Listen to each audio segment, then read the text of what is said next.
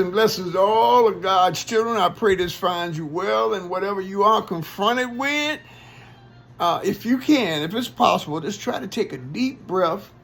Remember whose you are, and try to center yourself and give it to the Most High. Don't get on the phone. Go to the throne in prayer and praise your way through it. And I promise you, you're going to be blessed deeper in things than you realize. I want to talk to you today about Ethiopia, the Dead Sea Scrolls, and the Nag Hammadi libraries. Okay. Why I'm talking to you about Ethiopia, on the continent of Africa, you have 54 countries. Of all of those countries, Ethiopia is the only country that was never colonized. All the other 53 countries, the way we look at the map of Africa now, under that thing they did over in Germany, where, they went over there and cut up and divided up the country, European countries did.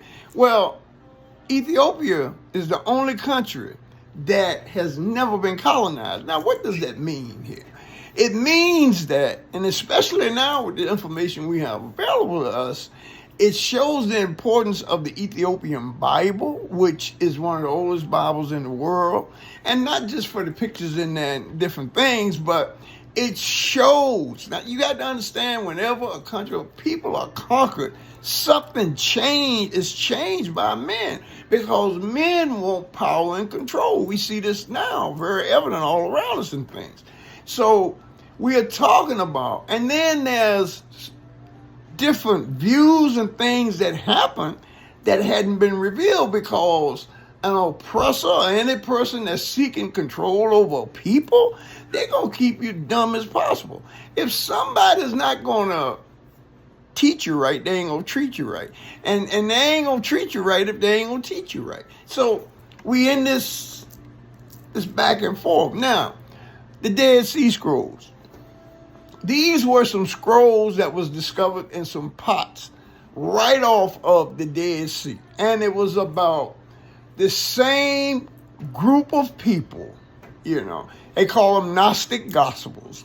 And John the Baptist, he was a Essene. See, he wasn't no Christian and understand. He was with a group of ascetic people or mystical people that lived out. They were self-sustaining. In order to join it, you had to give away everything that you had. You remember Christ told a young man, he said, well, if you don't know that, you give. Well, those were the Essenes. So see, that was the different groups, and that was the fabric of the culture at that time.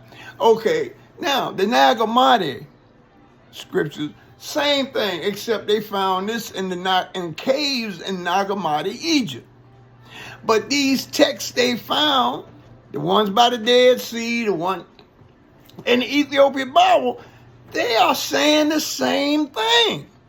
Now, the reason why the Dead Sea Scrolls and the Nag Hammadi was hid up in pots, those people were persecuted, as I said, as powers take control. Listen, in ancient war, one of the first things after you conquer the people, kill all the men, and they would send the soldiers in to breed with the women to have children, because they knew once the women had the children, they will be enamored and they can be assimilated into the rulership of the powers that be. You follow me on that? So a lot of things we're talking about in a spiritual, no. This is just human beings, as we see today, represent and going for their self-interest. Men.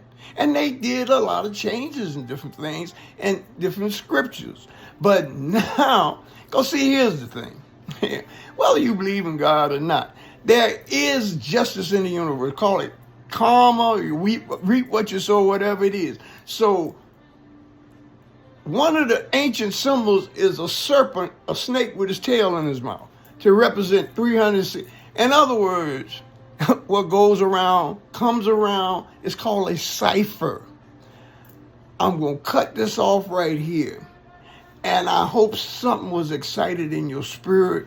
I pray that something, me out the way, the God, the highest in me, spoke the highest in you in some way or another. And I pray you have a great day and a great weekend. Peace and blessings.